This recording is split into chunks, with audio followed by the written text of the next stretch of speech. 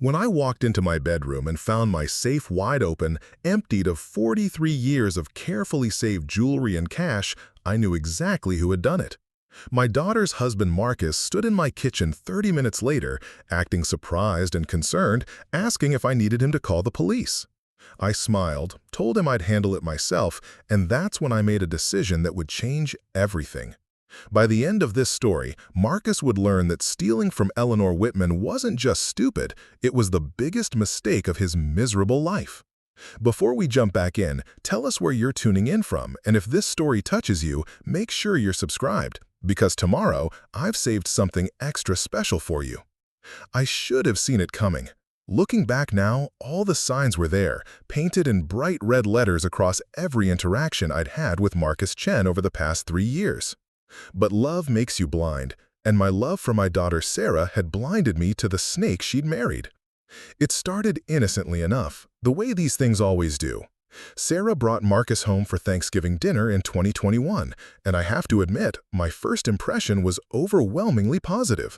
He was handsome in that clean-cut, professional way that mothers dream about for their daughters. Dark hair, perfectly styled, expensive suit that fit like it was tailored just for him, and a smile that could charm the birds from the trees. He worked in finance, he explained over my famous apple stuffing, managing investment portfolios for high-net-worth clients in downtown Seattle. "Mrs. Whitman," he said, taking my hand with both of his in that practiced way that immediately put people at ease. "Sarah has told me so much about you. She says you built your catering business from nothing after your husband passed. That takes incredible strength and business acumen." I felt my cheeks warm at the compliment. After Robert died 12 years ago, I'd thrown myself into Eleanor's Kitchen, the catering company I'd started from our garage. It had grown into something I was genuinely proud of, serving everyone from intimate dinner parties to corporate events across King County. But it was rare for someone to acknowledge the work it had taken, especially a young man meeting his girlfriend's mother for the first time. "Well," I said, settling into my favorite armchair while Sarah bustled around my kitchen, clearly nervous about how this introduction would go. "It wasn't easy at first. Robert had always handled our finances, so when he passed, I had to learn everything from scratch. Business licenses, tax codes, insurance, employee management. Some days, I wasn't sure I'd make it through." Marcus leaned forward with what seemed like genuine interest. "What kept you going? What was the turning point?" I found myself opening up to him in a way that surprised me. There was something about his focused attention, the way he asked follow-up questions that showed he was really listening, that made me want to share more than I usually did with strangers. I told him about the first big contract that had saved my business, a wedding for 200 guests that had seemed impossible to manage alone. I explained how I'd mortgaged the house to buy professional equipment, how I'd worked 18-hour days for months to build my reputation. "That's exactly the kind of entrepreneurial spirit I admire," Marcus said, and I could see Sarah beaming at how well we were getting along. "Too many people give up when things get difficult, but you saw the opportunity and you seized it. That's what separates successful people from everyone else." Over the following months, as Sarah and Marcus's relationship grew more serious, I found myself genuinely looking forward to his visits. He would arrive with flowers for me and wine that he'd researched specifically to pair with whatever I was cooking. He remembered details from our previous conversations, asking about my business challenges and offering thoughtful advice from his finance background. When my commercial oven broke down in the middle of catering season, Marcus was the one who suggested the repair financing that kept me from having to turn down contracts. When I mentioned struggling with my retirement investments after my financial advisor retired, Marcus offered to take a look at my portfolio, purely as a favor to family. "Eleanor," he said during one of our kitchen table conversations, "you're incredibly savvy about running a business, but investment management is a completely different skill set. Let me help you optimize your returns. Consider it my thank you for all the amazing dinners you've cooked for us." Sarah was practically glowing with happiness at how well her boyfriend and mother were bonding. She'd pull me aside after dinners and gush about how much Marcus respected me, how he was always telling his friends about my business success and my strength as a single mother. "Mom," she said one evening in March, helping me clean up after another Sunday dinner, "I think he's going to propose soon. I can just feel it." And knowing that you two get along so well, that he genuinely cares about you, it makes me so happy. Some of my friends have such difficult relationships between their partners and their parents. I could see why she felt that way. Marcus had integrated himself into our family routine so seamlessly that it felt like he'd always been there. He knew I preferred tea to coffee in the evenings, that I always watched the evening news at 7, that I worried about the garden during drought periods. He would text me articles about small business trends that he thought might interest me, and he never forgot to ask about my regular customers by name. The proposal came in May, exactly as Sarah had predicted. Marcus had planned an elaborate surprise, renting out the rose garden at Woodland Park where Sarah and I used to walk when she was little. He'd even invited me to hide behind the pergola to witness the moment, saying it wouldn't be complete without the most important woman in Sarah's life present to share their joy. Watching my daughter say yes to this thoughtful, successful man who seemed to genuinely love and respect our family felt like watching all my dreams for her come true. After the initial excitement died down and we were walking back to our cars, Marcus caught my arm gently. "Eleanor, I want you to know that I'm not just marrying Sarah, I'm joining this family, and I take that responsibility seriously. You raised an incredible woman, and I hope you'll think of me as the son you never had." I actually teared up at that moment. Robert and I had tried for years to give Sarah a sibling, but it hadn't happened, and I'd sometimes worried she'd feel lonely as an only child. The idea that she'd found someone who wanted to be part of our small family, who valued our closeness instead of feeling threatened by it, meant everything to me. The wedding planning process only reinforced my positive feelings about Marcus. While some future sons-in-law might have left all the details to their fiancés, Marcus was actively involved in every decision. More than that, he was constantly thinking about ways to make the experience special for me as well as for Sarah. When Sarah was stressed about the guest list and budget, Marcus was the one who suggested they contribute more to the reception costs so I wouldn't have to stretch my finances. When I mentioned that I'd always dreamed of dancing with Sarah's father at her wedding, Marcus quietly arranged for the DJ to play Robert's favorite song during the mother-daughter dance, and then asked if he could have the next dance to honor Robert's memory. The wedding itself was perfect. Marcus had written his own vows, and when he promised to love and protect Sarah, to be the partner she deserved, and to honor the family that had raised her with such love and strength, I wasn't the only one crying. His own parents had flown in from Vancouver, and I was struck by how warmly they welcomed me, how they seemed to share Marcus's genuine appreciation for family bonds. During the reception, Marcus made a point of introducing me to his colleagues and friends not just as his mother-in-law, but as Eleanor Whitman, the entrepreneur who had built a successful catering business from scratch. He would tell them about my client base, my reputation for excellence, how proud he was to be joining a family of such strong, independent women. "You should see her kitchen," he told his best man during the cocktail hour. "It's like watching a master chef orchestrate a symphony." Sarah gets her work ethic and attention to detail from her mother, no question. That night, as I helped Sarah out of her wedding dress in the bridal suite, she was practically glowing with happiness. "Mom, did you see how Marcus was with everyone tonight? How he made sure you were included in every conversation? How he kept checking to make sure you were having fun? I'm so lucky to have found someone who understands how important you are to me." I was lucky too, I thought.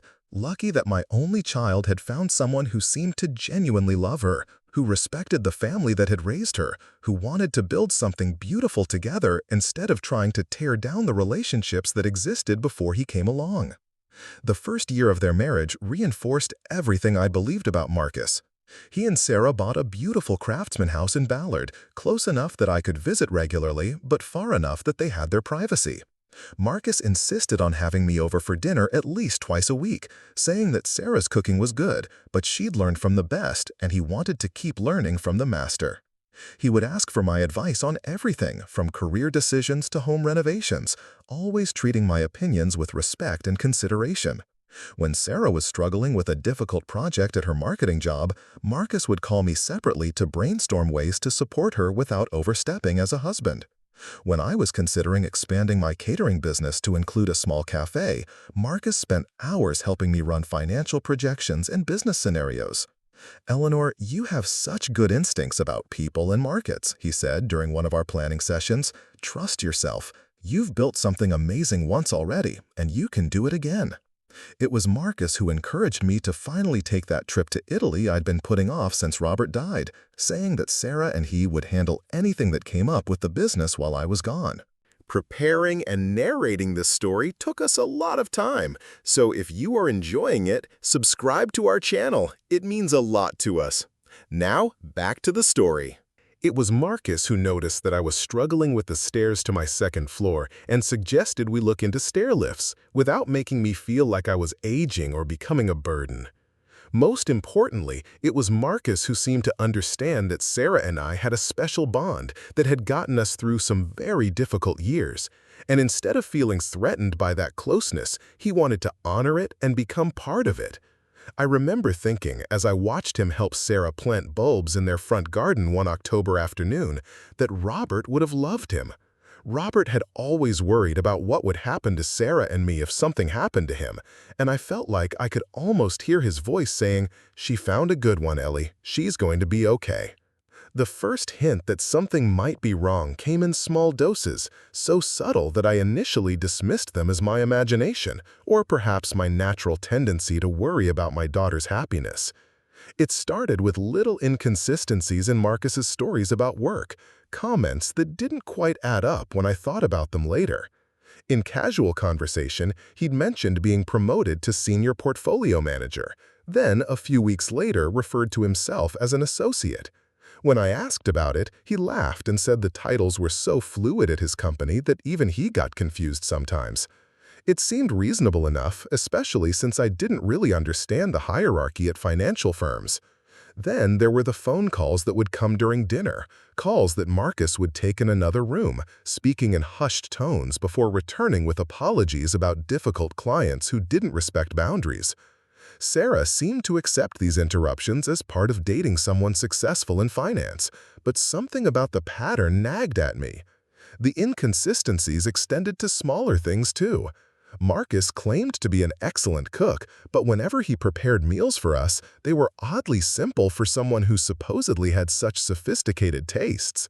He talked about wine with confidence, but I noticed he always let me or Sarah choose the actual bottles. He mentioned business trips that never seemed to generate any stories or details when I asked about them later.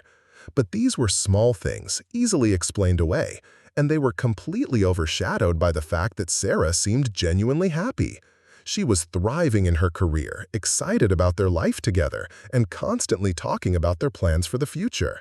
Marcus continued to be attentive and loving toward her, and he maintained his warm, respectful relationship with me.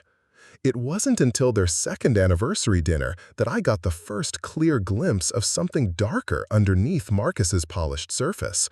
Sarah had been delayed at work, stuck in a meeting that ran long, and Marcus and I were alone in their kitchen waiting for her to arrive.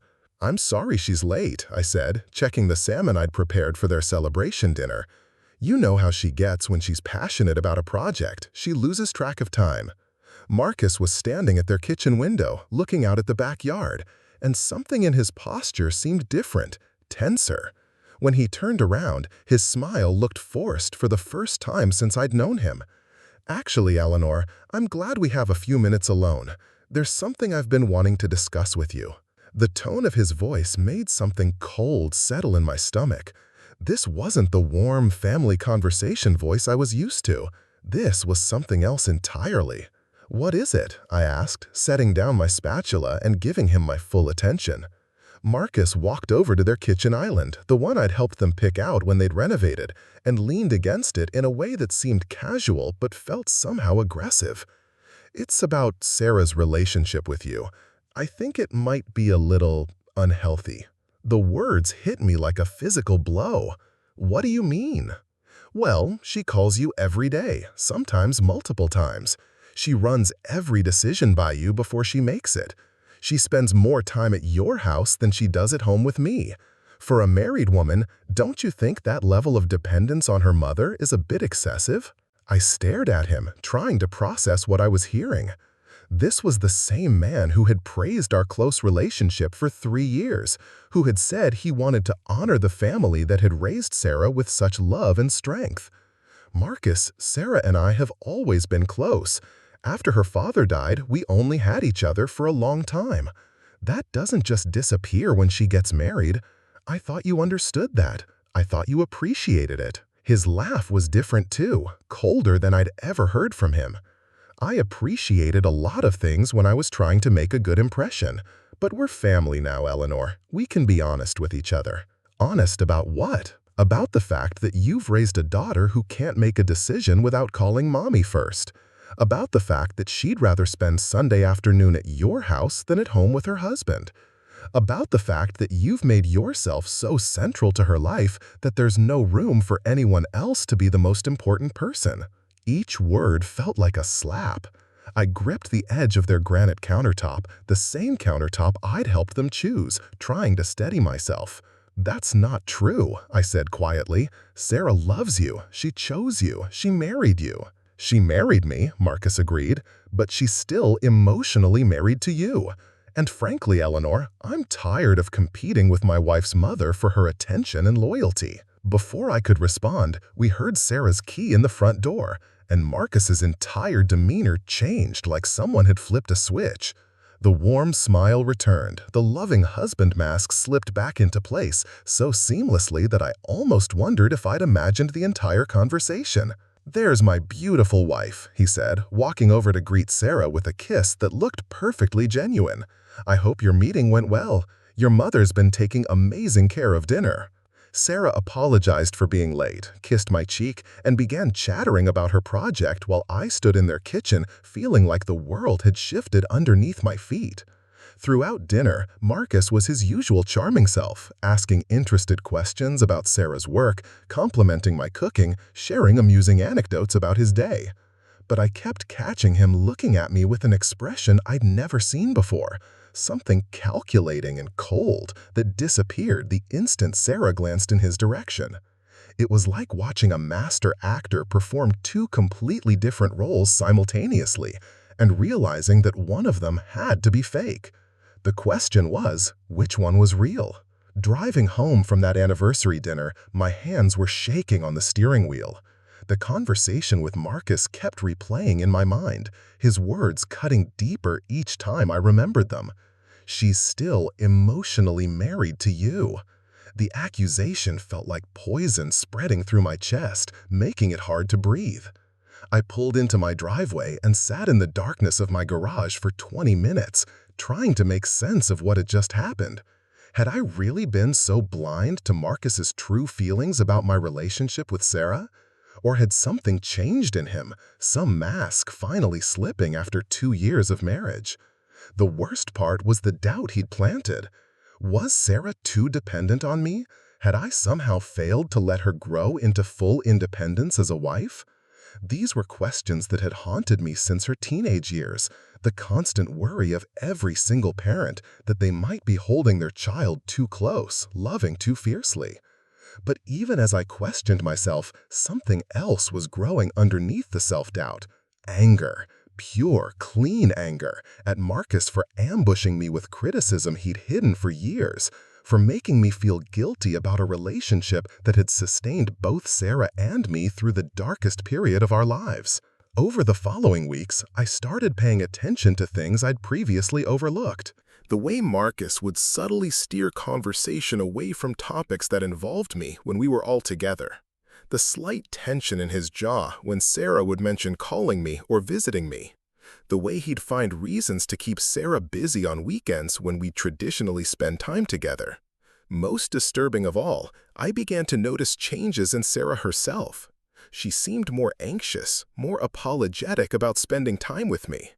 When she'd call during the day, conversations that used to flow naturally for 30 or 40 minutes were now rushed, cut short with explanations about needing to get dinner started or catch up on household tasks. "Mom, I should probably go," she'd say, and I could hear something strained in her voice that hadn't been there before. "Marcus will be home soon, and you know how he likes us to have time to talk about our days." Did I know that? Was that something Marcus had told her or something she'd decided on her own? The more I thought about it, the more I realized I didn't really know what went on in their house when I wasn't there. What conversations they had about me. What expectations Marcus might be setting that Sarah felt obligated to meet. The breaking point came 6 weeks after that anniversary dinner, during what should have been a routine Sunday visit to my house. Sarah arrived alone, explaining that Marcus was feeling under the weather and had decided to stay home and rest. She seemed jumpy from the moment she walked in, checking her phone constantly and barely touching the lunch I'd prepared. When I asked if everything was okay, she gave me a smile that didn't reach her eyes. "Of course, Mom, everything's fine. I'm just tired from work." But as the afternoon wore on, the facade began to crack. When I mentioned that Marcus hadn't been returning my calls about helping with their kitchen renovation project, Sarah's face flushed. "Mom, about that, Marcus thinks it might be better if we handle the renovation ourselves, as a married couple project, something for us to tackle together."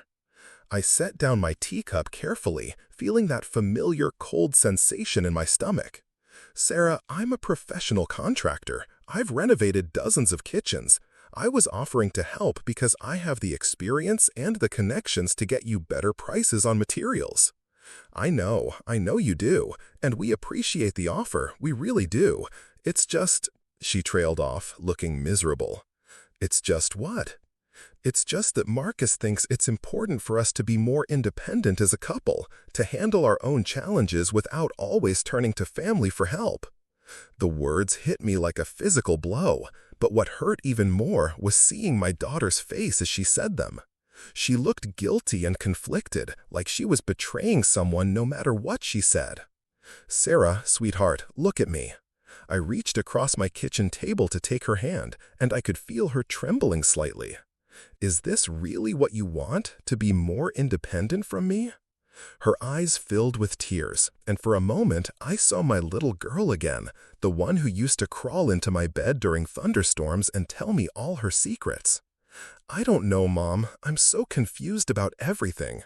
Marcus says that healthy marriages require boundaries with extended family, and that you and I are too enmeshed, and that it's not fair to him for me to always put your needs before his needs. Do you feel like you put my needs before his?" She was crying now, ugly tears that broke my heart. "I don't know what I feel anymore. All I know is that I love you both, and I hate feeling like I have to choose between you. I hate that every conversation with Marcus turns into an analysis of how much time I spend with you, or how often I call you, or whether I'm being a good wife or a dutiful daughter. Honey, you shouldn't have to choose. A good husband doesn't make his wife choose between him and her family." "But Mom, what if he's right? What if I am too dependent on you? What if I never really learned how to be a fully independent adult because you and I got so close after Dad died?" I stared at my daughter, seeing the way Marcus's poison had infected her thinking, the way he'd taken our greatest strength and twisted it into a source of shame and doubt. "Sarah Elizabeth," I said, using her full name the way I did when she was little and needed to really hear me. "You are one of the strongest, most independent women I know. You built a successful career on your own merit. You bought a house, manage your finances, make thoughtful decisions about your life. The fact that you love your mother and value her opinion doesn't make you weak or dependent. It makes you connected to your roots and confident enough in yourself to maintain meaningful relationships." She sobbed harder at that, and I moved around the table to hold her while she cried.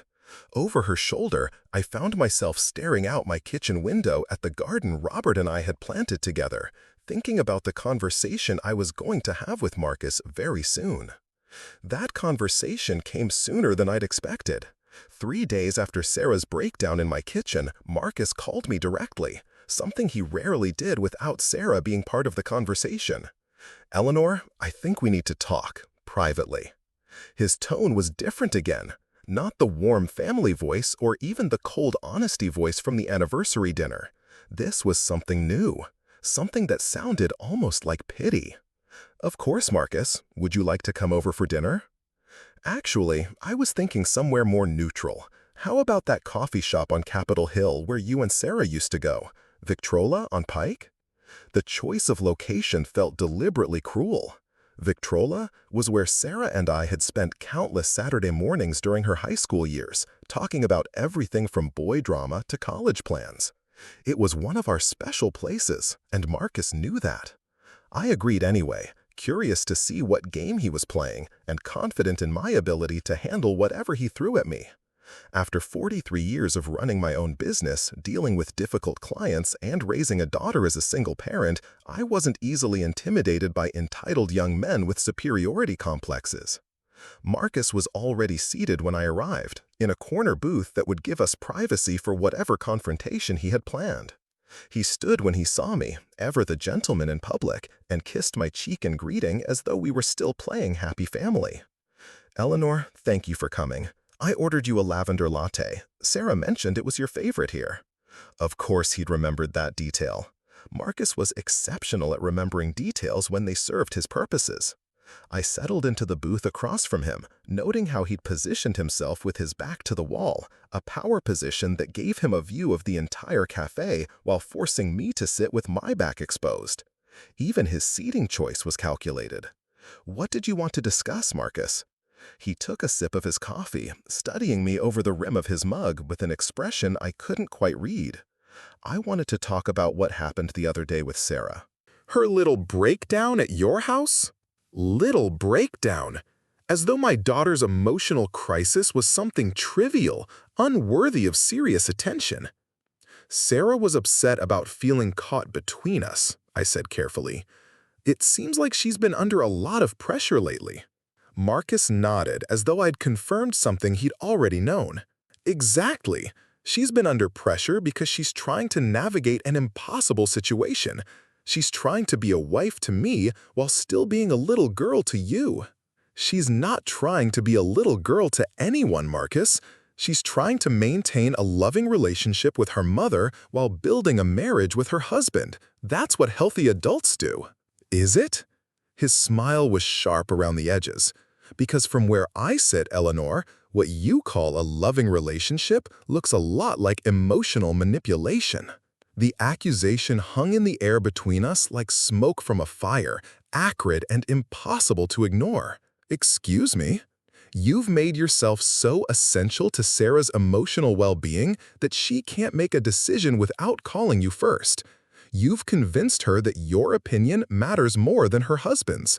You've created a dynamic where she feels guilty for prioritizing her marriage over her relationship with mommy." I felt heat rising in my chest, but I kept my voice level. "I have never, ever asked Sarah to prioritize me over you. I've gone out of my way to support your marriage and welcome you into our family. Have you? Or have you gone out of your way to make yourself seem supportive while subtly undermining my role as Sarah's primary emotional partner?" "What are you talking about?" Marcus leaned forward, and his voice dropped to that intimate, confidential tone he used when he wanted to seem like he was sharing a profound truth. "Every time Sarah has a problem at work, who does she call first? You. Every time she needs to make a decision about the house or her career or even what to wear to an important event, who does she consult? You. Every time we have a disagreement about something, whose voice does she hear in her head telling her what the right answer should be? Yours. Because she trusts my judgment. Because I've been giving her good advice for 28 years. Because that's what mothers do." "No, Eleanor, that's what controlling mothers do. Healthy mothers teach their children to trust their own judgment and rely on their own instincts. They don't create dependency relationships that follow their children into adulthood and marriage." I stared at him across the small table, seeing him clearly for what he was for the first time.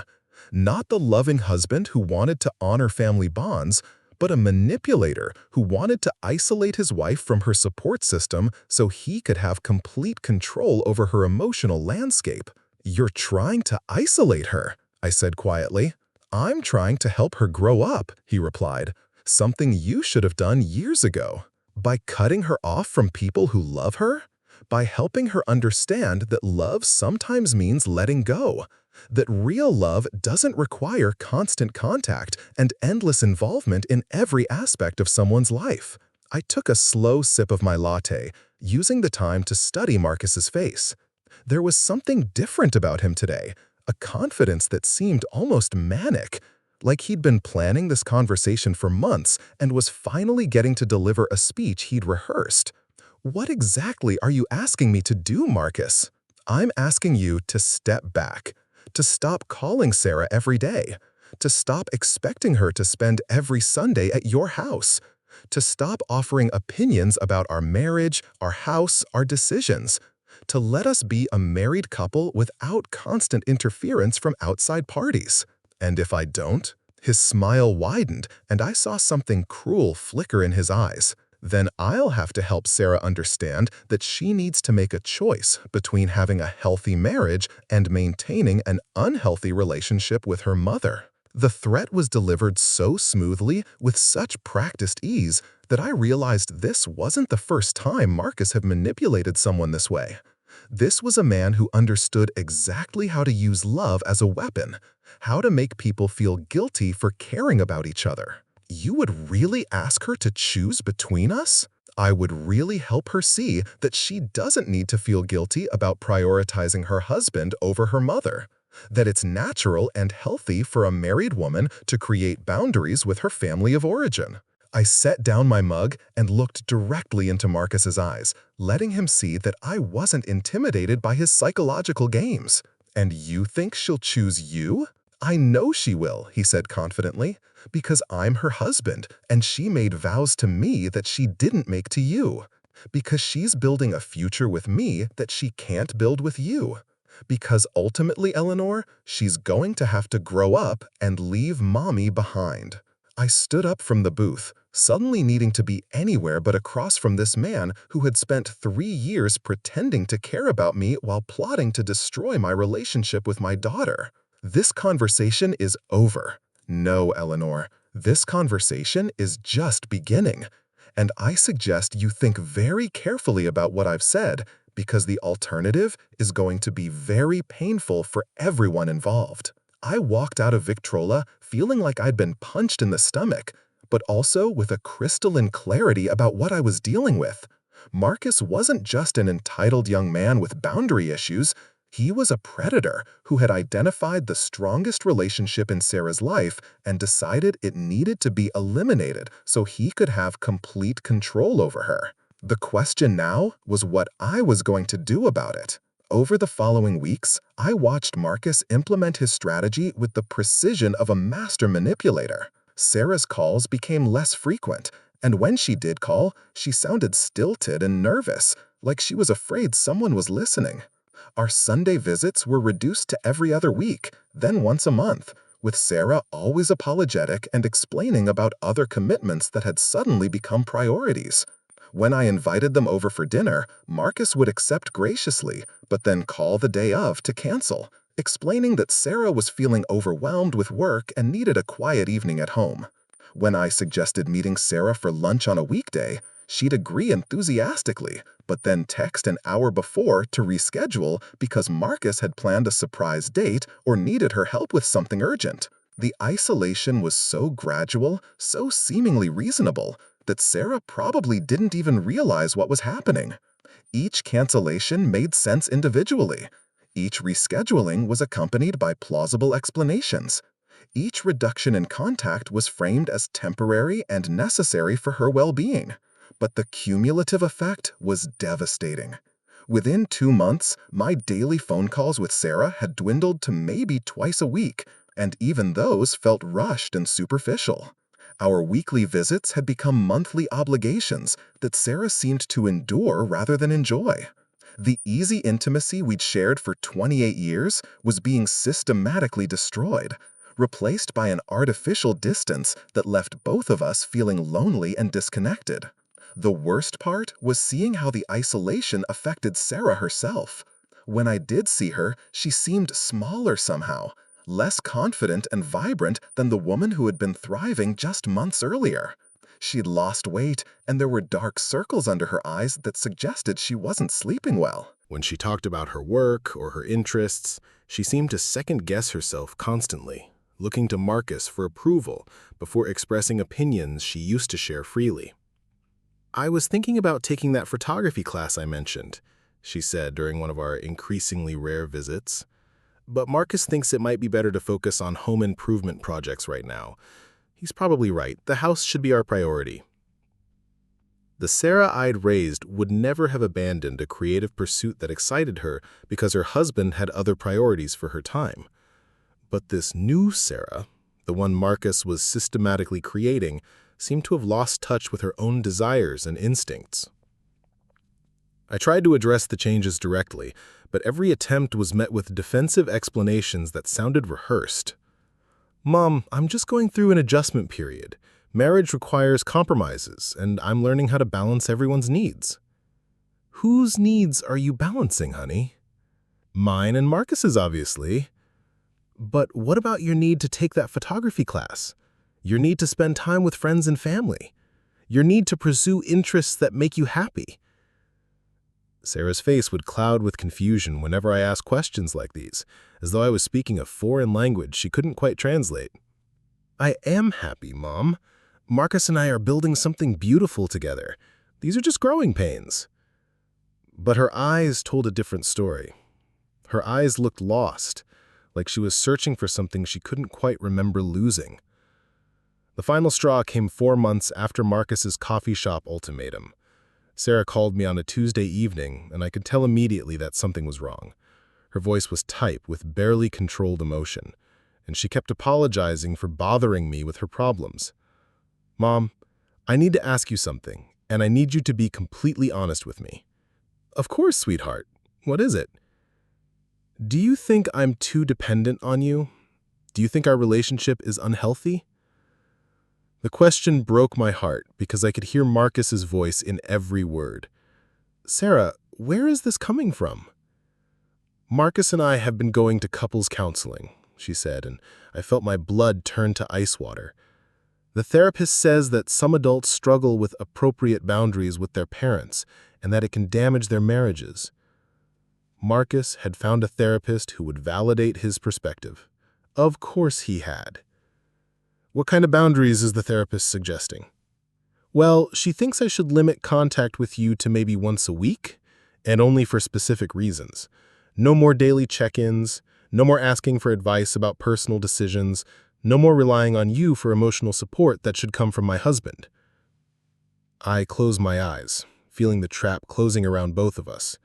Marcus had found a professional who would give his manipulation the stamp of therapeutic approval, making it impossible for Sarah to argue against without seeming like she was rejecting expert help. "And how do you feel about these suggestions?" Sarah was quiet for so long that I wondered if the call had dropped. When she finally spoke, her voice was small and broken. "I feel like I'm disappearing, Mom. Like I don't know who I am anymore without you to talk to every day. But everyone keeps telling me that's a good thing, that it means I'm finally becoming independent. So why does it feel so awful?" "Because it is awful, baby. Because there's nothing wrong with having a close relationship with your mother. Because independence doesn't mean isolation, and a good marriage doesn't require you to give up the other relationships that sustain you." "But what if they're right? What if I am too dependent on you? What if that's why I feel so lost without our regular contact?" "Sarah, listen to me very carefully. You don't feel lost because you were too dependent on me. You feel lost because someone is systematically removing your support system and calling it healing." The line went quiet again, and when Sarah spoke, I could hear the tears in her voice. "I don't know what to believe anymore, Mom. I don't know who to trust. What's real? Everyone says they want what's best for me, but I've never felt worse in my entire life." "Then trust that feeling," I said fiercely. "Trust your own instincts. Trust the fact that you know the difference between feeling supported and feeling controlled." After we hung up, I sat in my living room staring at the photo of Robert on the mantel, wishing desperately that he was there to help me figure out how to save our daughter from the man who was slowly destroying her sense of self. That's when I made the decision that would change everything. I was done playing defense. I was done watching Marcus systematically dismantle my relationship with Sarah while hiding behind therapy speak and manipulation tactics.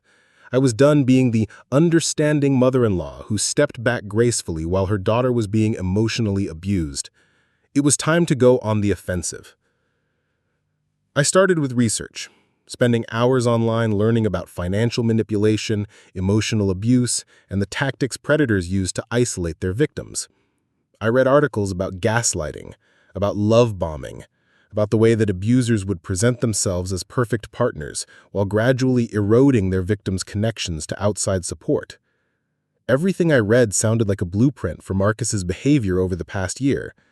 The gradual escalation from charm to control, the way he'd positioned himself as the voice of reason while painting me as the problem, the systematic isolation disguised as healthy boundary setting. But knowledge wasn't enough. I needed evidence, and I needed a plan. I started paying attention to Marcus's social media presence, something I'd never bothered to examine closely before. His LinkedIn profile was impressive enough, listing him as a senior portfolio manager at a well-respected financial firm downtown. But when I cross-referenced his employment history with the firm's website and employee directory, I found some interesting discrepancies. Marcus claimed to have been with the company for 4 years, but the employee directory only showed his name for the past 18 months. His title was listed as Associate Portfolio Manager, not Senior. And when I called the company's main line asking to speak with Marcus Chen about a potential investment opportunity, I was told that Mr. Chen was currently on administrative leave, pending an internal investigation. Administrative leave, internal investigation. I felt a familiar cold sensation in my stomach as I began to understand that Marcus's professional life might not be what he'd claimed to be. I dug deeper, using the business research skills I'd developed over decades of running my own company. Public records searches revealed that Marcus had declared bankruptcy 3 years ago, just months before he'd started dating Sarah. Credit reports, which I was able to access through my business relationships with lenders, showed a pattern of maxed-out credit cards and defaulted loans that painted a picture of someone in serious financial trouble. Most disturbing of all, I found records of a civil lawsuit filed against Marcus by a previous employer, alleging that he had misappropriated client funds and engaged in unauthorized trading activities. The case had been settled out of court, but the allegations were serious enough to explain why Marcus might be having trouble maintaining steady employment in the financial services industry. I sat in my home office at 2 in the morning, surrounded by printouts and documents that told the story of a man who was nothing like the successful, stable husband he'd presented himself to be. Marcus wasn't just emotionally manipulative. He was a fraud. A man living on borrowed time and stolen credibility, who had probably targeted Sarah specifically because she represented financial security and social respectability.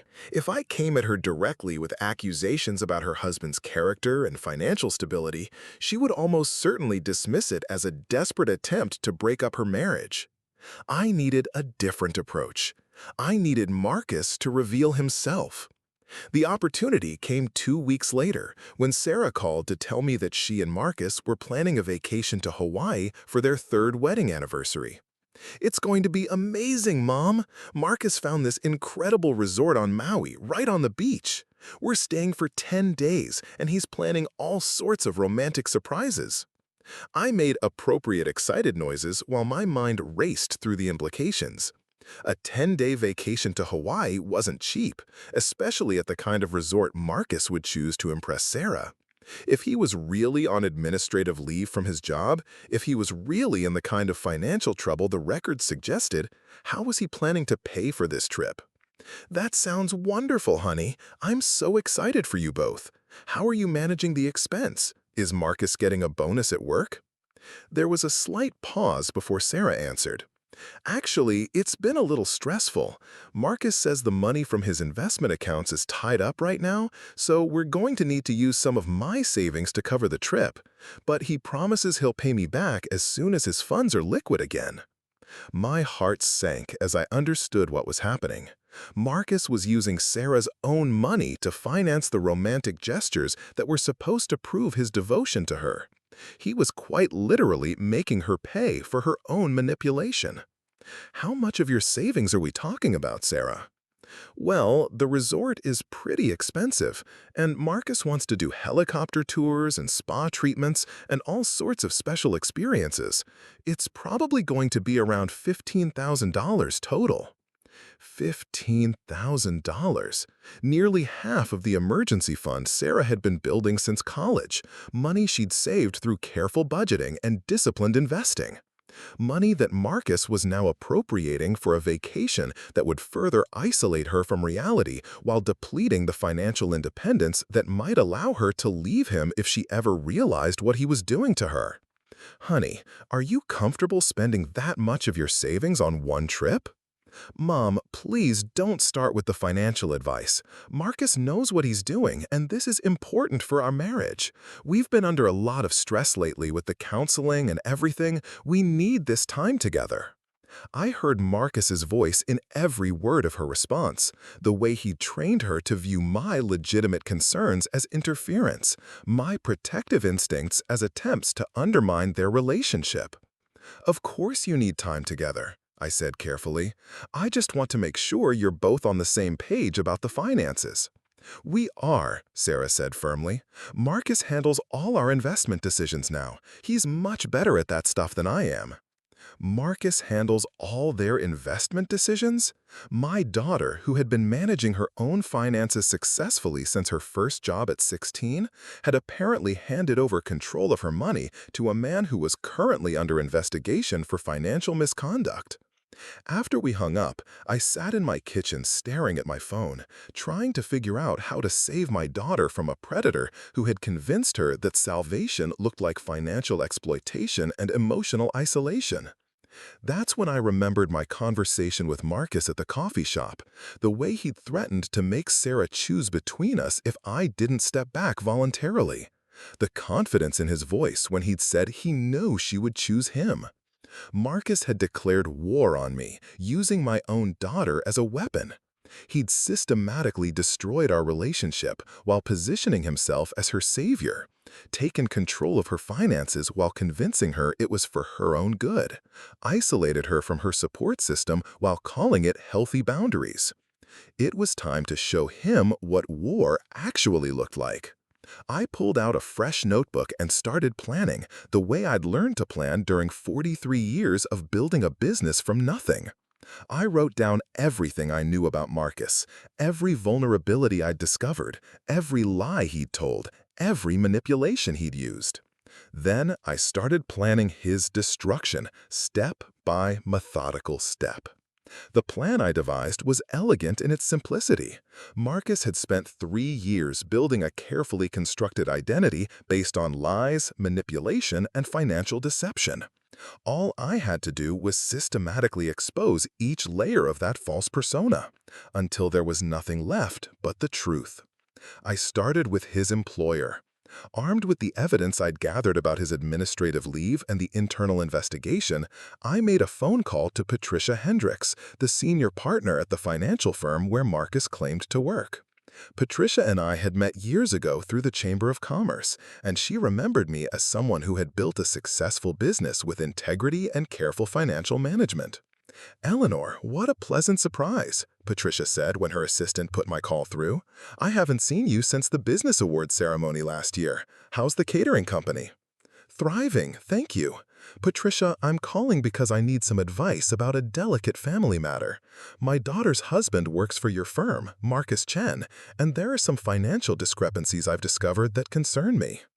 There was a pause on the other end of the line. Marcus Chen. Yes, I'm familiar with Mr. Chen's situation. "Could you tell me about his current status with the company? My daughter is making some significant financial decisions based on what he's told her about his position and income." Patricia's voice became more formal, careful. "Eleanor, you understand I can't discuss specific personnel matters, but I can tell you that if your daughter is making major financial decisions based on Mr. Chen's current income from our firm, she might want to reconsider those plans." The implication was clear. Marcus was either no longer employed by the firm or was about to be terminated.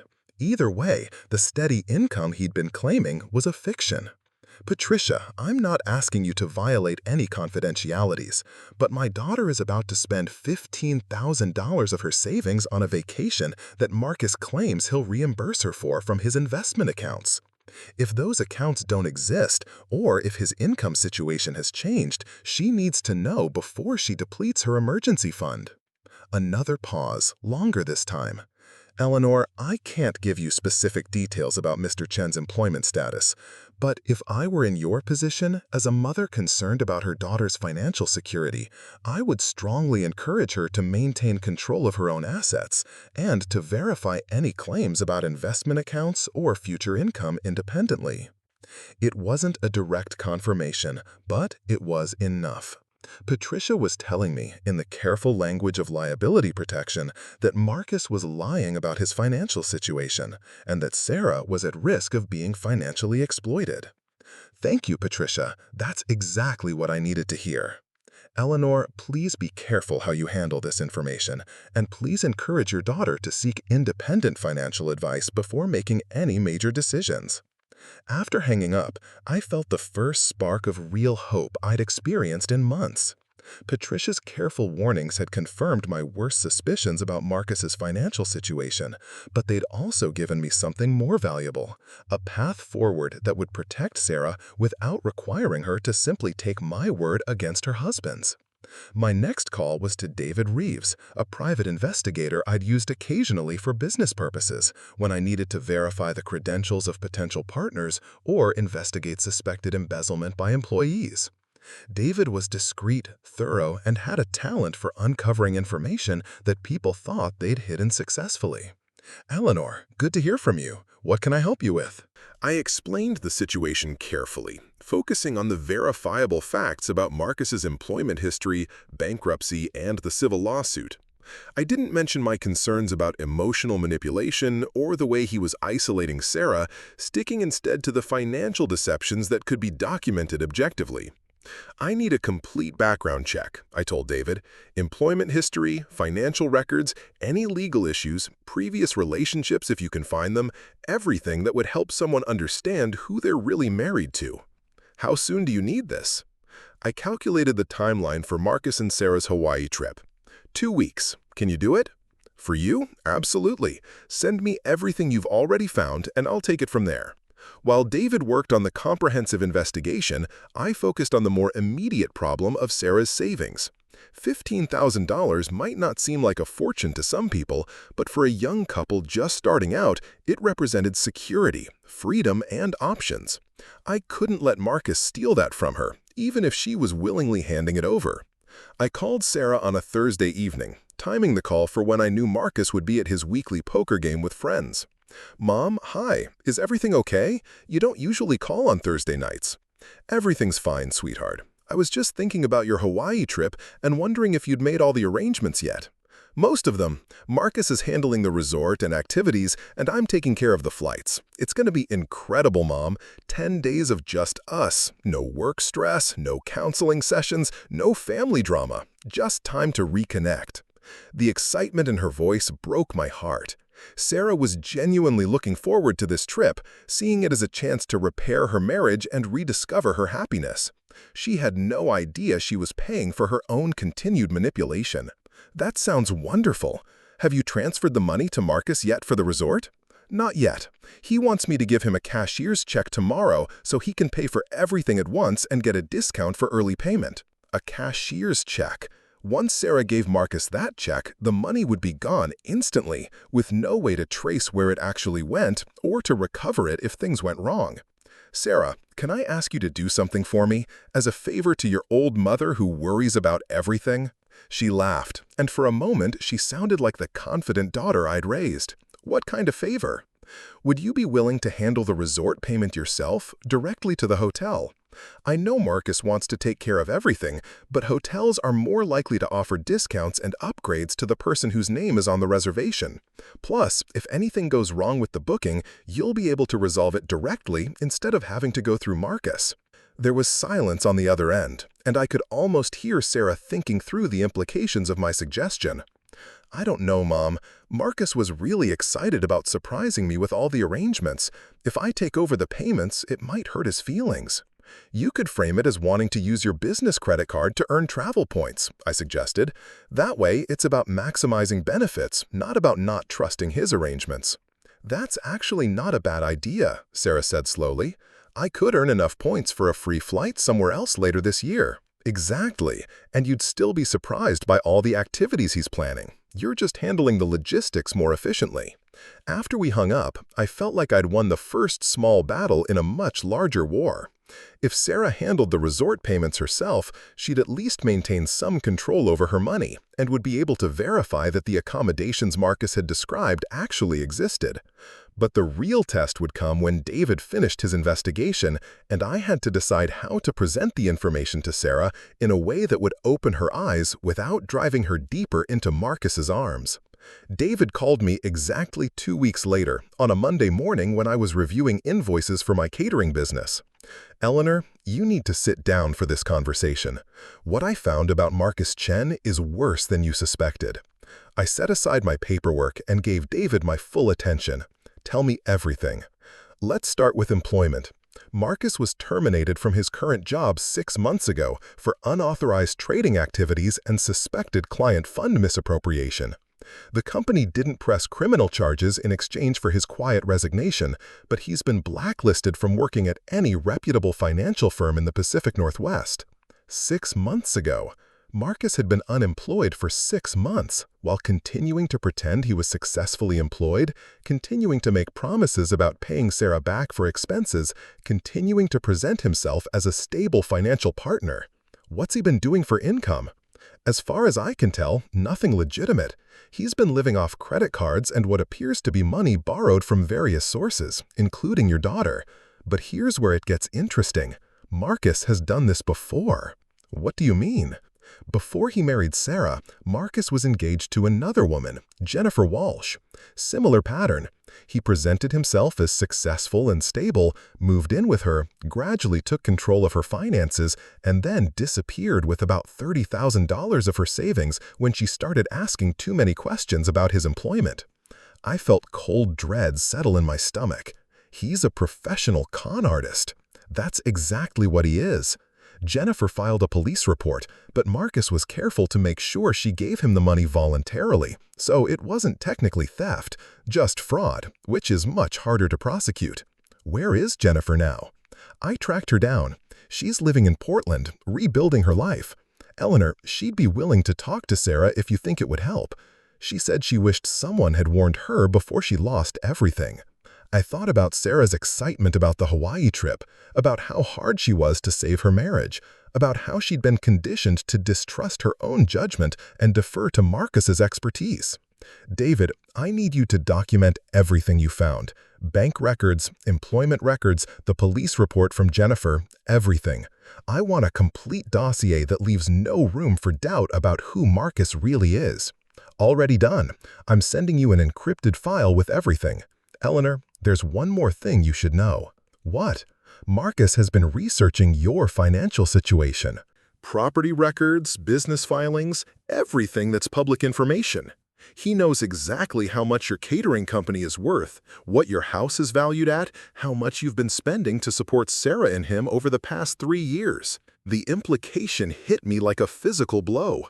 Marcus hadn't just been targeting Sarah for her savings. He'd been studying my financial situation, probably planning to expand his con to include me once he depleted Sarah's resources. He's been planning this for years, I said, at least since before he married your daughter. Eleanor, you need to understand that everything Marcus has done, every relationship he's built, every gesture of affection has been calculated to serve his ultimate goal of financial extraction. He's not just manipulative, he's a predator. After David hung up, I sat in my home office staring at the encrypted files he'd sent, trying to process the magnitude of Marcus's deception.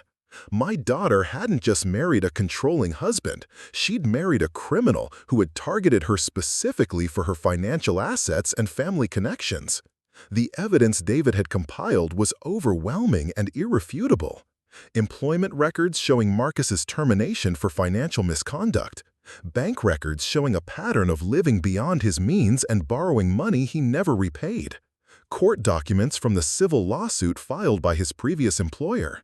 Police reports from Jennifer Walsh detailing the same pattern of financial abuse Sarah was now experiencing. But I knew that simply presenting this evidence to Sarah wouldn't be enough. Marcus had spent 3 years conditioning her to distrust information that contradicted his narrative, to see outside criticism as evidence of jealousy or interference. If I confronted her directly with proof of his criminality, she might dismiss it as elaborate lies designed to break up her marriage. I needed a different approach, something that would allow Sarah to discover the truth herself in a way that couldn't be dismissed or explained away. The solution came to me as I was reviewing the timeline of Marcus's employment termination.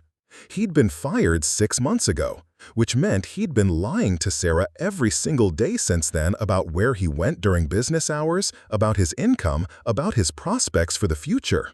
If Sarah could catch him in those daily lies, if she could see for herself the elaborate deception he'd been maintaining, she might finally be ready to question everything else he'd told her.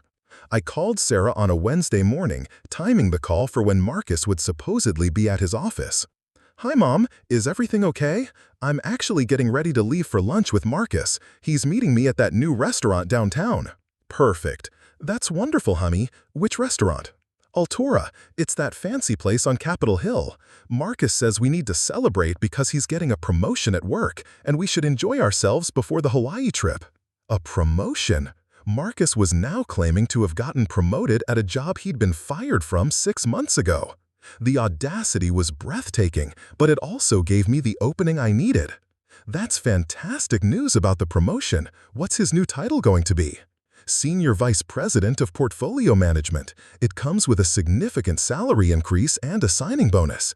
Marcus says it means we'll be able to take trips like this more often without worrying about the cost." I felt sick listening to Sarah's excitement about Marcus's fictional promotion, knowing that she was celebrating lies while planning to spend more of her savings on a trip funded by her own money. "Sarah, I'm so happy for you both. You should ask Marcus to bring some business cards with his new title. I'd love to refer some of my wealthier clients to him for investment advice." "That's a great idea, Mom. I'll mention it at lunch." After we hung up, I immediately called Patricia Hendricks at Marcus's former employer. "Patricia, this is Eleanor Whitman again. I need to ask you a very direct question, and I understand if you can't answer it officially." "What do you need to know, Eleanor?" "If someone called your office today asking to speak with Marcus Chen about a potential investment opportunity, what would they be told?" Patricia was quiet for a moment. "They would be told that Marcus Chen is no longer employed with our firm and that we cannot provide contact information for former employees. And if someone claimed that Marcus had just been promoted to Senior Vice President of Portfolio Management, Eleanor, that would be a completely false statement. Marcus Chen was never in line for any promotion, and that title doesn't even exist in our organizational structure." I thanked Patricia and hung up, then immediately called the restaurant where Sarah and Marcus were having lunch. "Altura, this is Jessica. How can I help you?" "Hi, Jessica. This is Eleanor Whitman. My daughter Sarah is having lunch at your restaurant right now with her husband Marcus, and I need to get an urgent message to her. It's a family emergency." "Of course, Mrs. Whitman. Can you describe your daughter so I can find the right table?" I gave Jessica a description of Sarah and asked her to simply tell Sarah that her mother needed her to call immediately about an urgent business matter. 10 minutes later, my phone rang. "Mom, what's the emergency? You scared me half to death." "Honey, I'm sorry to interrupt your lunch, but I just got a call from a potential client who wants to invest a significant amount of money, and they specifically asked for a recommendation for portfolio management. When I mentioned Marcus's new promotion, they wanted to set up a meeting with him directly. Can you put him on the phone so I can give him their contact information?" There was a pause, and I could hear muffled conversation in the background. "Mom, Marcus says he can't take business calls during lunch, but he'll call you back this afternoon to get the client information." "Of course, I understand.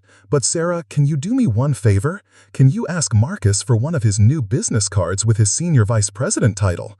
I want to make sure I give the client the correct contact information." Another pause, longer this time. Mom, Marcus says he doesn't have the new cards yet. They're still being printed. That's fine, sweetheart. Just have him call me this afternoon with his direct office number so I can pass it along to the client. I hung up knowing that Marcus would never make that call because he couldn't provide a direct office number for a job he didn't have. More importantly, I'd planted a seed of doubt in Sarah's mind by asking for specific, verifiable information that Marcus couldn't provide. The rest of my plan unfolded over the following week. I called Sarah several more times with similar requests, each one designed to expose another layer of Marcus's lies. I asked for his work email address so I could send him client referrals. I asked for her supervisor's name so I could write a letter recommending his services. I asked if he could meet with potential clients at his office so they could see his professional setup. Each request was met with increasingly elaborate excuses. His email system was down for maintenance. His supervisor was on vacation. His office was being renovated. The explanations became more strained and less believable with each phone call. But the breakthrough came when I asked Sarah to have Marcus call one of my longtime clients directly about managing their retirement portfolio. Mom, I mentioned it to Marcus, but he says he can't take on new clients right now because of the promotion transition. He's too busy with his expanded responsibilities. I understand, honey, but this client is very persistent. Maybe Marcus could just have a quick phone conversation to explain his services and timeline for taking on new accounts. It would only take 5 minutes. I'll ask him, but Mom, he's been really stressed about work lately. All these requests for client meetings and referrals are adding pressure when he's already dealing with so much at the office. That evening, Sarah called me back with a tone I hadn't heard from her in months. Confused, uncertain, and slightly angry. Mom, I need to ask you something, and I need you to be completely honest with me. Of course, sweetheart, what is it? Are you testing Marcus? All these sudden requests for business referrals and client meetings, it feels like you're trying to catch him in something. I took a deep breath, knowing that this was the moment when everything would change between us, one way or another. Sarah, I'm not testing Marcus. I'm trying to protect you from someone who has been lying to you about fundamental aspects of his life. What are you talking about? Marcus doesn't have a job, honey. He was fired from his position 6 months ago for financial misconduct. There was no promotion, no salary increase, no signing bonus.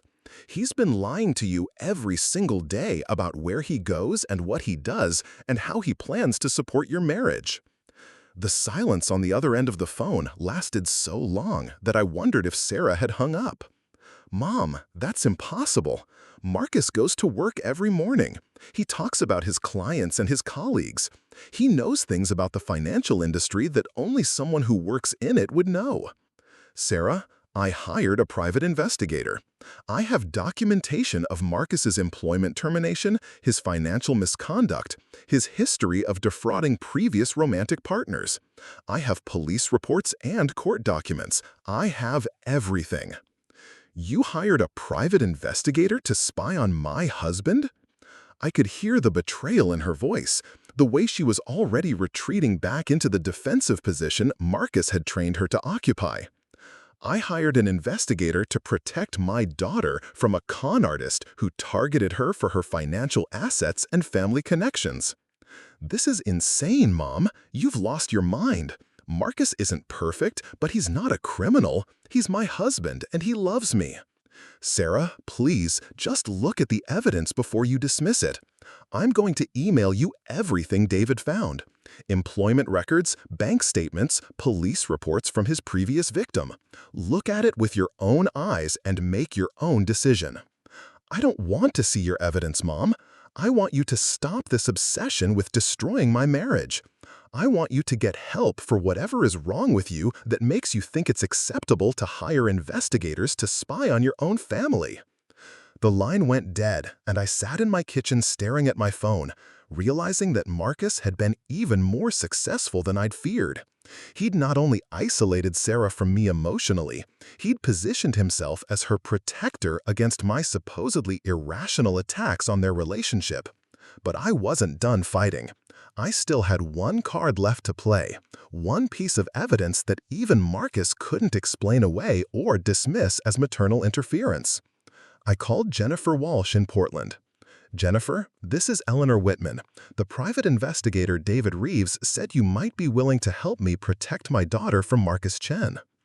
"Oh my God, yes. Is she married to him? Please tell me she didn't marry him." "She married him 2 years ago, and he's been systematically draining her finances while isolating her from her support system. She doesn't believe he's dangerous because he's convinced her that anyone who tries to warn her is just trying to break up her marriage that can't let go." "That's exactly what he did to me," Jennifer said, and I could hear the pain in her voice even after all this time. "He made me think that my friends and family were jealous of our relationship, that they were trying to sabotage my happiness because they couldn't stand to see me with someone successful and loving." "Jennifer, would you be willing to meet with Sarah to tell her your story directly?" "Absolutely. But Eleanor, you should know that she probably won't believe me at first. Marcus is very good at making his victims think that any woman who warns them is just a bitter ex who can't let go. He prepared me for the possibility that previous girlfriends might contact me with lies about him. What changed your mind? What made you finally see the truth?" Jennifer was quiet for a moment. "When I walked into my apartment and found him packing his bags along with $30,000 of my jewelry and cash. Even then, he tried to convince me that he was just borrowing the money temporarily for an investment opportunity. It wasn't until I called the police and learned that he'd never actually had the job he claimed to have that I understood the scope of his deception. He's planning to do the same thing to Sarah.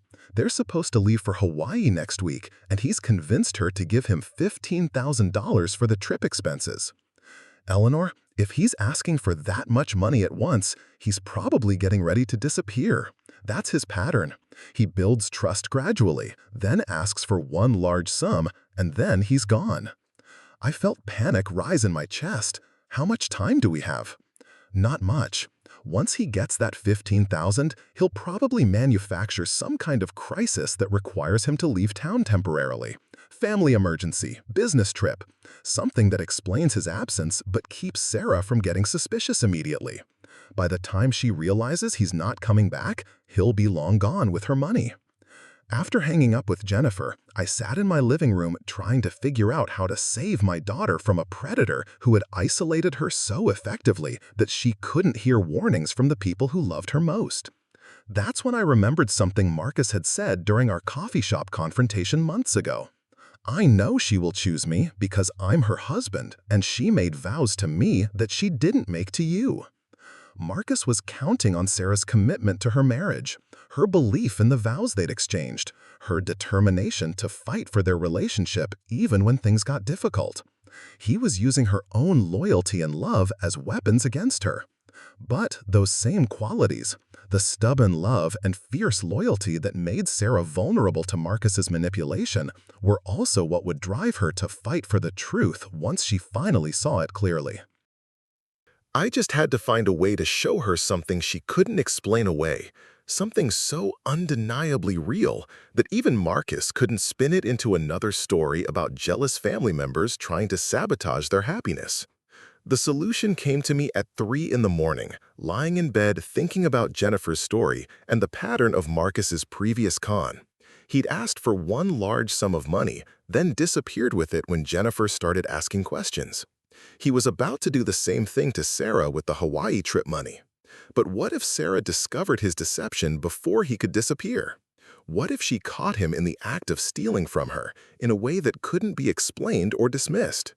I picked up my phone and sent Sarah a text message. "Sarah, I know you don't want to hear from me right now, but I need you to do one thing before you give Marcus the money for Hawaii. Go to the resort website and verify that the reservations exist under your name. Call them directly, not through Marcus. Just make sure you're actually booked for the dates you think you're going. If I'm wrong about Marcus, you'll have peace of mind. If I'm right, you'll have the truth." I hit send and then turned off my phone, knowing that the next few days would determine whether I got my daughter back or lost her forever to a predator who had convinced her that love looked like isolation and control. 3 days later, Sarah called me at 7 in the morning, crying so hard I could barely understand what she was saying. "Mom, I called the resort. There are no reservations under my name or Marcus's name. There never were any reservations. The resort doesn't even offer the packages Marcus described. I don't understand what's happening." "Where is Marcus now, honey?" "I don't know. He left yesterday morning saying he had a business trip to Portland, but when I called his office to get his hotel information so I could reach him about the reservation problem, they told me he hasn't worked there for months. Mom, I'm so confused. Nothing makes sense anymore." "Sarah, I'm coming over right now. Don't do anything until I get there. Don't call Marcus, don't transfer any money, don't make any decisions. Just wait for me." I drove to Sarah's house faster than I'd ever driven in my life, my heart breaking for my daughter while simultaneously flooding with relief that she was finally ready to see the truth. I found her sitting on her couch in pajamas and a bathrobe, surrounded by bank statements and credit card bills and travel brochures for a trip that had never existed. Her eyes were red from crying, but there was something else there too: anger. "Mom, how long have you known?" I sat down next to her and took her hands in mine. "I've suspected for months that something was wrong, but I've only had proof for a few weeks." "Why didn't you tell me sooner?" "Because I knew you wouldn't believe me. Marcus had conditioned you to distrust anything that contradicted his version of reality. I had to find a way for you to discover the truth yourself." Sarah looked around her living room, at the beautiful house she'd bought with money she'd saved through years of careful budgeting, and I could see her beginning to understand the scope of Marcus's betrayal. "He's been lying about everything, hasn't he? His job, his income, his investment accounts, the Hawaii trip, everything." I pulled out the file folder David had prepared and set it on her coffee table. "Sarah, I want you to look at this when you're ready. It's everything the private investigator found about Marcus's real history, his employment record, his financial situation, his previous relationships. But most importantly, it's information about Jennifer Walsh, the woman he did this to before you." "There was another woman." "Same pattern. He convinced her he was successful and stable, moved in with her, gradually took control of her finances, and then disappeared with $30,000 of her money when she started asking too many questions." Sarah opened the folder with shaking hands and began reading. I watched her face change as she absorbed the employment records showing Marcus's termination for financial misconduct, the police reports from Jennifer, the court documents detailing his pattern of fraud and manipulation. "He's a professional con artist," she said finally, her voice flat with shock. "Yes, he is. And you're not his first victim, but you're going to be his last." Sarah looked up at me with eyes that held a mixture of heartbreak and rage. "What do we do now, Mom?" "Now we make sure he faces consequences for what he's done to you, and we make sure he can never do it to anyone else." I pulled out my phone and handed it to Sarah. "First, you call the police and file a report for fraud and theft. Then you call Jennifer Walsh, who's been waiting to help you understand what happened to her. And then, if you want, we call Marcus and let him know that his con is over." Sarah took my phone with steady hands, and for the first time in 2 years, I saw my real daughter in her eyes, strong, determined, and absolutely furious at being manipulated by someone who had pretended to love her. "Mom, I'm so sorry I didn't listen to you. I'm sorry I let him turn me against you. I'm sorry I almost lost the most important relationship in my life because I was too proud to admit I'd made a terrible mistake." I pulled her into my arms and held her while she cried, feeling like I was getting my daughter back from the dead. "You don't need to apologize for anything, sweetheart. You loved someone who lied to you about who he was. The only person responsible for this situation is Marcus." As Sarah dialed the police, I looked around her living room and started planning the next phase of our fight. Marcus might think he'd won by isolating Sarah from her family and stealing her money, but he'd made one crucial miscalculation. He'd underestimated both of us. When the detective arrived to take Sarah's statement, I sat beside her on the couch, holding her hand while she described 3 years of systematic financial and emotional abuse. The evidence David had compiled made the case straightforward, and the detective assured us that Marcus would be arrested as soon as he returned from his fake business trip. But I wasn't content to wait for the legal system to deliver justice. Marcus had spent 3 years destroying my relationship with my daughter while stealing her money and her confidence. He'd targeted us specifically because he thought we were vulnerable, isolated women who could be manipulated and discarded without consequences. He was about to learn how wrong he'd been about both of us. Up next, you've got 2 more standout stories right on your screen. If this one hit the mark, you won't want to pass these up. Just click and check them out.